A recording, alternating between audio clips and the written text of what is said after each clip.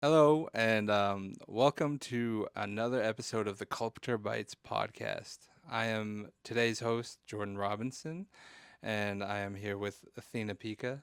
And today we're recording on Musqueam territory out on the farm, the blueberry farm, the rooster farm, Pigeon farm the pigeon farm, the with duck the farm. fish processing plant, the whole Yeah, works. this Art has, studio. yeah, this the seance.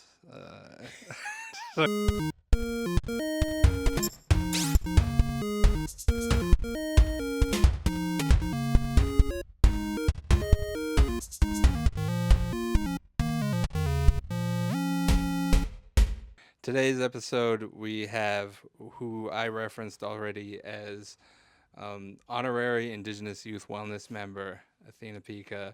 And if I have any type of proper editing skills, our new logo, which will appear somewhere, and meaning for Indigenous Youth Wellness logo, as well as our Culture Bites logo, which we have right here, and on some merch upcoming. The artist behind this is right here to the right of me. If you would please introduce yourself. Okay. Hello. Um, I just got the name Hwulmuhw, which means echo from Shane Point, Uncle Shane. I have the name Nashmeen from Gerry Oleman from the Statmic Nation. My English name is Athena Picha, as Jordan said. I'm an artist, I guess, for lack of a better term. And I do a lot of different types of art making. So, like behind us is a bunch of drums. Some of them I've made, some of them were gifts. Some of them are in progress. Some of them I'm just holding for someone right now. Make drums, weavings, carving, engraving, beadwork sometimes, ceramics, learning cedar weaving, everything keeps me busy.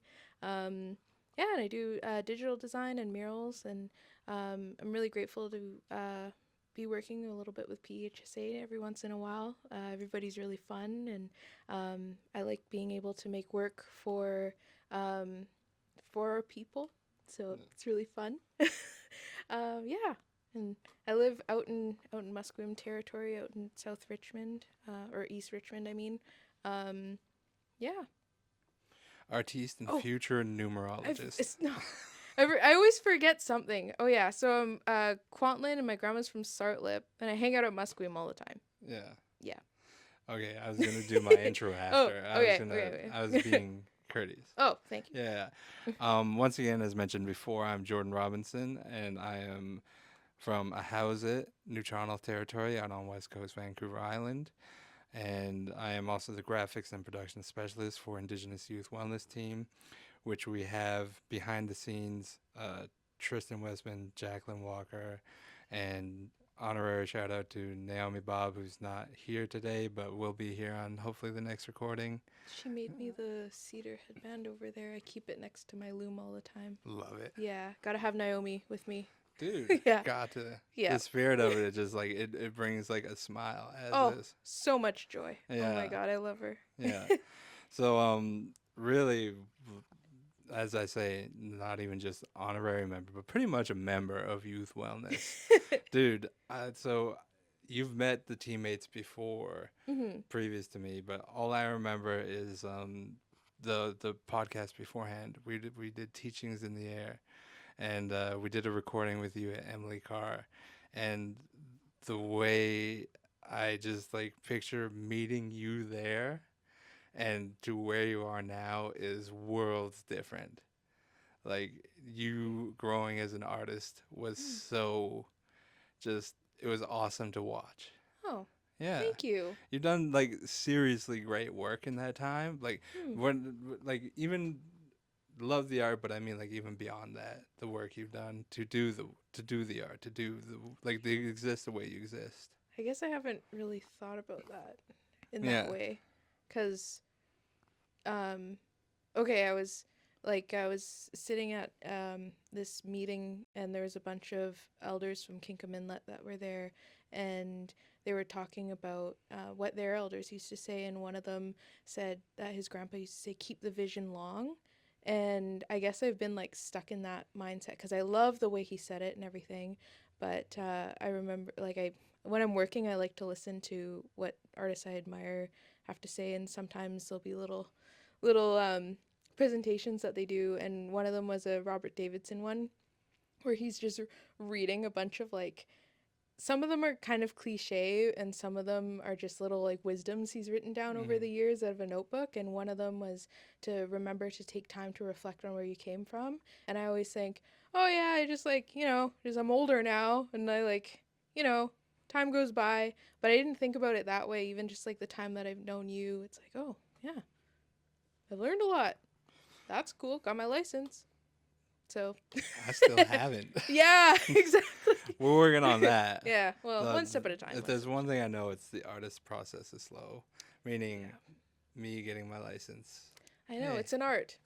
Driving is an art, especially in the lower mainland, so I'm Oh, cutting you some slack. dude, we got stuck in Marpole on the way here. The construction that's been going on there. Yeah, the That Oak and 70th situation, there's always traffic. yeah, Always.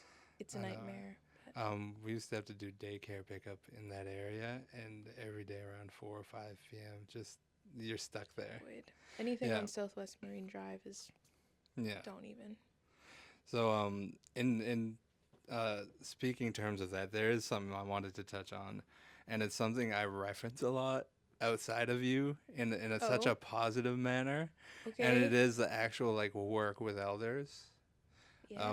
When I talk about this in specifically, like the amount of times I hear people say like, and especially in the modern world of health and wellness, especially with Indigenous youth and just Indigenous health in general, a lot of them say like, um, talk to your elder and find Mm. an elder, and it's hard work for a lot of people to even find such a thing like in their communities, and maybe they don't have access to one, maybe they don't have Mm. access to one who wants to share or is able to share. There's many complications with that, but when I interact with people, I usually reference you in the Mm. work that you do with elders, meaning like we're discussing our history of Indigenous youth wellness. We've been part of many, many workshops and events and podcasts and things like that. And we talked about how you were a member essentially by like helping out an elder we worked with closely, like Yeah. driving them around, like putting in the work, the work that they say. This is what Gerry Oldman, well, this is what our elder would tell us.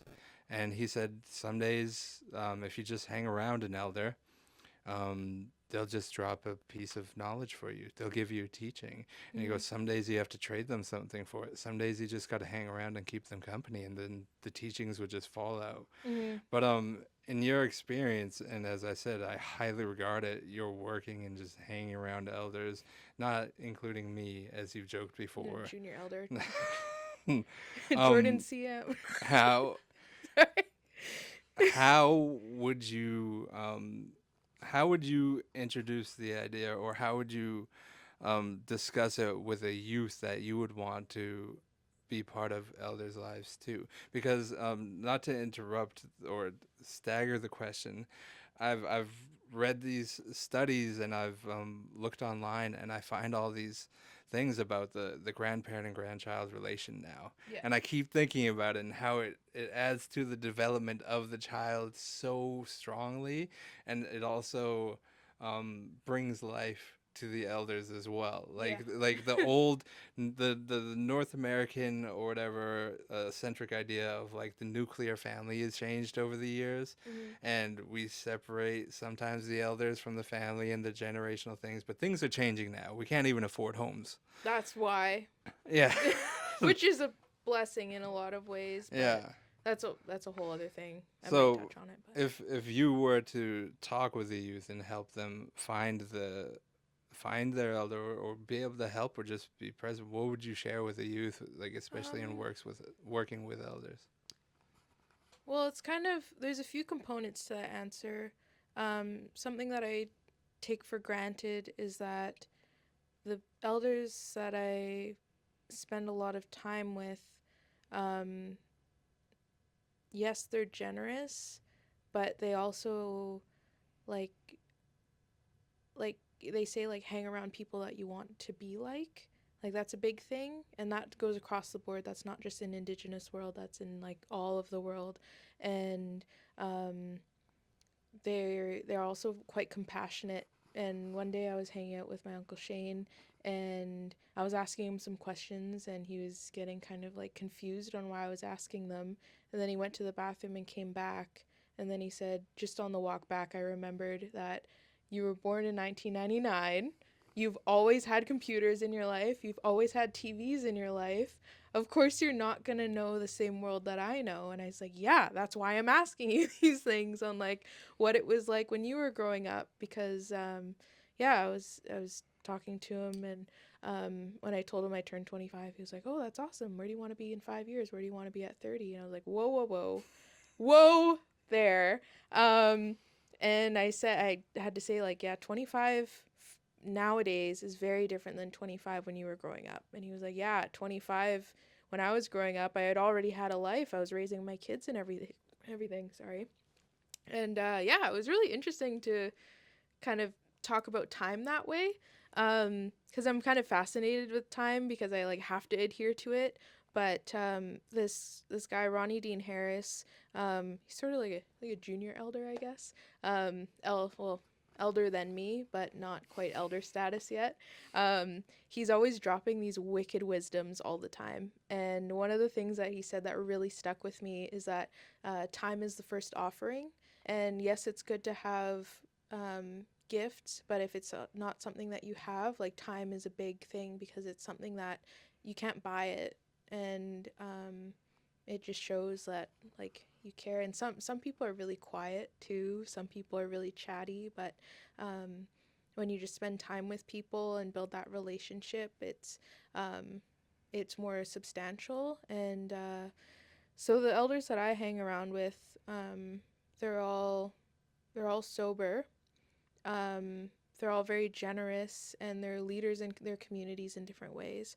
And so I guess the four main teachers that I have, um, like Splash or Aaron Nelson-Moody from Squamish, he was, I guess, one of the first that I started working with consistently because he was the carving instructor at Langara College. And I was thinking, well, I want to carve, so I'm gonna ask him about carving, and I'm gonna see how it's done, and how to carry myself as a carver. And that's the thing, is that we like they talk about like, oh, the young ones are watching, like act right because they're watching, and then you realize, oh, I'm subconsciously doing that myself no matter what age I'm at. And so you're always sort of like mirroring the people around you. So I'm really careful about who I hang around because it's hard to be an artist. They're always talking about the starving artist, but I want to be around successful people. And to me, success looks like being able to give back to your community, being able to like be there for your family in different ways, but also like having boundaries, which is something that I'm still learning about. I feel like everybody's learning about, and all these different models on how to be like a Hwulmuhw person, like an Indigenous person traditionally, not what my Indian status says, but what my ancestors carried as like, what does it mean to be Salish? What does it mean to be part of our societies and communities in different ways, and recognizing my role, but also having the humility to be like, you're not going to be the star of the show. It's just like making sure that everybody's fed type thing, if that makes sense. It's really hard to Yeah. explain. And like uh, Gerry and Shane are really good examples of people who are like voices for their community, but also allow people to be heard. It's very like interesting hearing about their lives. And then Deborah Sparrow, who's my weaving teacher, but kind of like an adopted mother. She not only has taught me weaving, but taught me like how to be a weaver. And that was really formative for me because most of the mentors I talk about, most of them are men. And there's like different pressures there, but as like a woman, it's like, okay, how am I going to navigate this world and not get like run over and trampled by not just the Western world, but also um, struggling people in Indigenous communities too. It's a lot. So yeah, I just think about like there's a lot of people who are like elder status, but I'm interested in like traditional elders and people that I admire, and I want to be around them and ask them questions on Yeah. stuff, their life, what they were doing at 25. Dude, Yeah. completely different world. Yeah, Like, totally. just even at me at 25, Whoa. and 11 years ago, by the way, Yeah, I know. not too far out, but Yeah. the Sure thing, old man. the 25 is just such a specific age, and Mhm. like if I read correctly, there's this just like the frontal lobe finishes Yep. developing around 25, so they consider you not even fully grown till around then. I know. Well, my um my like best friend's mom, she's kind of like my mom too. When I remember I was hanging out over at their place, and my friend is a little bit older than me by like 6 months, and she was like, you know, it's so weird. Your brain isn't even fully developed yet. And I was like, I know, I'm not ripe yet. And then I woke up at 25, and I was like, oh, my brain's fully developed. Okay. But I think a couple weeks before I started making these big shifts in my life, and part of it was like, I think I'm just sick and tired of this. Yeah. And but another could be frontal lobe development, but it's also like that's on average. And the other thing is neurodivergency. Like they say that if you're autistic, it's probably closer to 35. So I was like, okay, well, maybe I Yeah. have some time still, but you Dude. know, slow cooker. There's this, yeah, that's it's crock pot, not Yeah, frying yeah, pan. exactly. But No air fryer brain here. there's this, also this like I'll be full of like Instagram quotes and things like that. Okay. No, I'm scared because no. I'm The other one I seen was just like the world is just like practice until you get it at 40. Like, true. and my girlfriend's one of her relatives, she talked to him and she's like, when did you feel like you actually grew up? And he said 40. So like there's something Yeah. about like these stages of life, like, and they really push 18 being adult, and that's like done from there. That's a Western thing. It's very Western. Yeah, like the world that's very different was like I think about my parents' generation Mm-hmm. and how they got their house for 90K, and like it seems like a different world. It's a different reality, but I was a part of that. Yeah, I know. Could you imagine? It was way, yeah.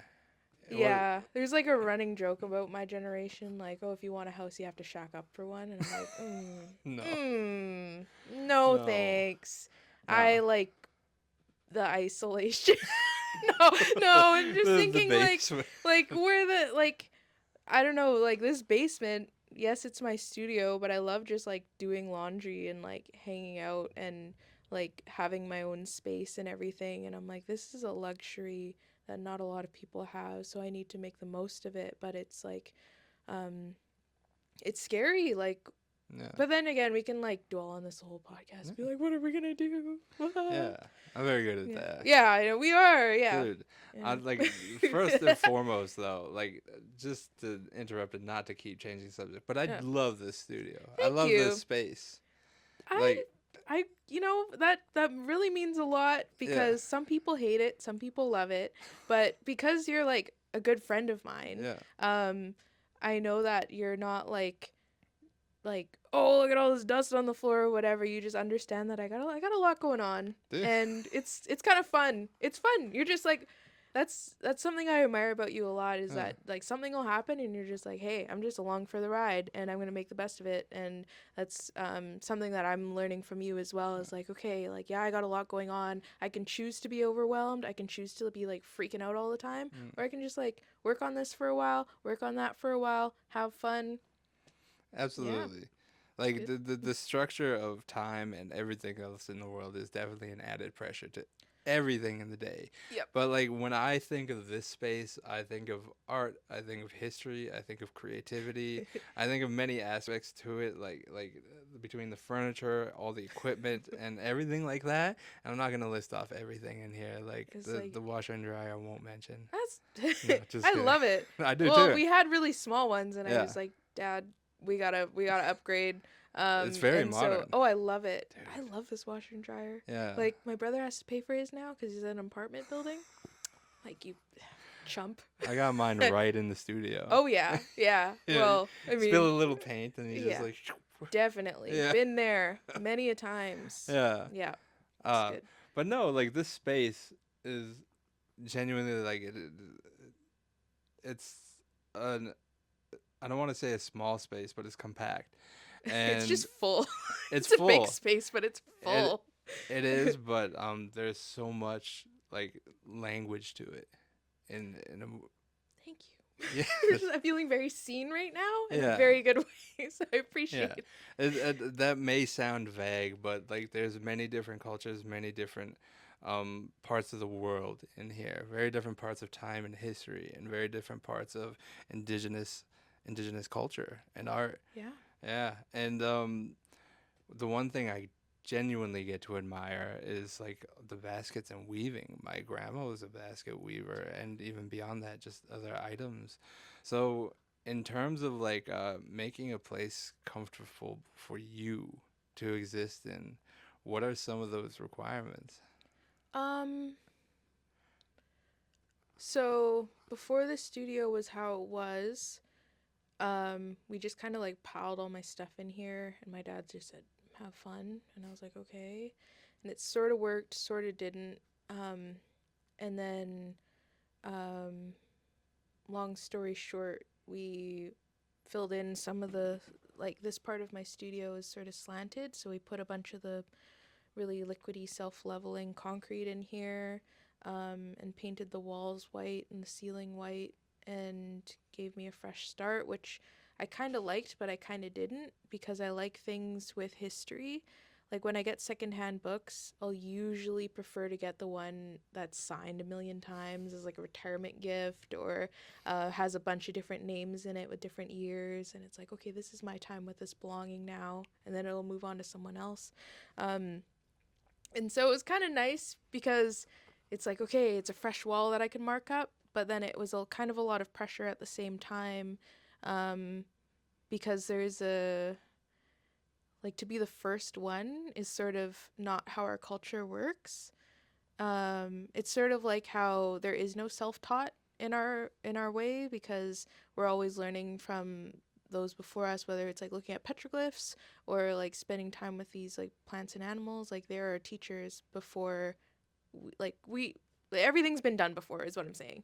And so yeah, like coming into this studio again, I was really intentional on what came through that door, and I still am pretty strict about who I let in here. And I think you've seen it before where there was someone that I didn't want in here, and I like wouldn't turn my back on them. And I was getting really like weird about it because I just didn't trust them. and um, like, and then I also think about what my teachers have taught me about different ways of like, okay, there's so first and foremost, you have to have a strong mind, but then there's other things you can do this to support that. And so one of them is harvesting Devil's Club. So one of my friends on the island taught me how to harvest Devil's Club, and before that, had also given me Devil's Club and taught me the teaching of like hanging it above doors and windows. And so the main doorway here, I have some Devil's Club, and even if at the end of the day it doesn't do anything, it gives me peace of mind, and I like it there. And in my room, I have parts of some Devil's Club with all the thorns on it still, and it's reminders to like leave it at the door, as they say. And I feel like it sort of like spiritually like combs off any bad vibes. Yeah. And so these are like things that I keep in mind when I'm working in this space. And even if I am holding on to something negative, I keep thinking like, okay, well, I'm getting to work now, I have to put it down. And So when I was bringing in all the furniture, I was thinking like, no, I don't need that table. No, I do need this. Yes, can come in, but I have to have a specific place for it. And then the fuller and fuller it got in here, I had to be like more intentional. And I I have to accept that I'm a gift giver, and so I have to be careful on like making sure that I'm not bringing people that are going to take advantage of me either. And so like to me this is a sacred space. To me this is like probably more personal than my bedroom, because I basically have my mind like everywhere, like paintings from old classmates from college that I really admire, and gifts from my elders, and prints from artists that I like admire deeply, and like little magazine cutouts and whatever, and just like pictures that I like, and like pictures of family around. Like I'm looking at a picture of my grandma from when she was a kid on the wall over there, and baskets from weavers that I never met but I sure like respect, and all these things that bring me so much joy. And that's something that kind of encourages me to move forward, but they're also very inspiring. And like even the Culture Bites logo, I was really stuck on it for a while because I had sent you a draft and you were like, no, it's not really working. And I was like, okay, fair enough. And then I was looking at one of my baskets over there and it's got little dogs on it. Yeah. And I was like, well, we're going with the dogs because that makes so much sense. Culture Bites. Yeah. So, yeah. It's so dorky, I know, but I just love it. So all these things, they reflect in my artwork, and so I have to be very careful. And I know like there's in different worlds or different like sectors of the art world, there's people who are like, oh, minimalism only. Like I think Rick Rubin is like nothing in the house, nothing in the studio, but I just come on, like these all come from somewhere. Like yeah, anyways. I've seen the clips of him, and it seems like I know nothing about anything, and it's like, dude, you know some stuff. Like, come on. Well, even it feels like baloney sometimes. Yeah, even okay, I do think meditation is really important, but I think about like the different ways that we can meditate. And I know Gerry talks about meditation and he practices meditating, but I think about even like when Tristan and I were talking about being out in the mountains. And I mean, I don't go out in the mountains that much, but when I do, it's like, I don't know, it's just like the pressure's off in a different way. But there's other pressures like, oh, I hope no bear finds me right now, like and I was trying to get yellow cedar this year, and I don't know why my cousin and I were like, yeah, let's go climb this mountain. We started walking and I was super not in shape, like at all. Like I was super sick earlier this year. My muscles atrophied so bad. And then all the like artwork I've been doing is like stagnant work. It's just sitting there painting or whatever. Like the most active thing I did was paint a mural. Like, I mean, it's active, but I was in a lift the whole time. Like, come on. And so I was just thinking about like, if you really want it, you have to climb that mountain. Yeah. And no matter what that mountain is, even if it's like getting out of bed, like that is still your mountain today. And I did get some yellow cedar. We did drive a little bit, which was very convenient. But that was also my first time buying bear spray because and I was like, oh, maybe I don't want to get chopped today. But like all these things where, like this is what our ancestors did. Like this is where their ideas came from. They talk like, okay, Shane talks about language, culture, and ceremony. And culture comes from the geography and the what does he say? The ecological environment. That's it, the environment. And so like these baskets, this is like an ultimate connection to territory because of the cherry bark. That might be corn husk. Because I know the seashell use corn husk, I guess for like later stuff. That's what Shane Jackson was telling me. And then the cedar roots, and then the cedar bough things. I can't remember what they're called. But, and then, okay, so you go and process it at the proper time of the year. For the black, you have to bury it in the ground for a year, or I think a year, in iron-rich soil. And then you have to make sure that everything's prepared at the right thickness. And then you actually have to weave it. And these weavings, unreal. Bye.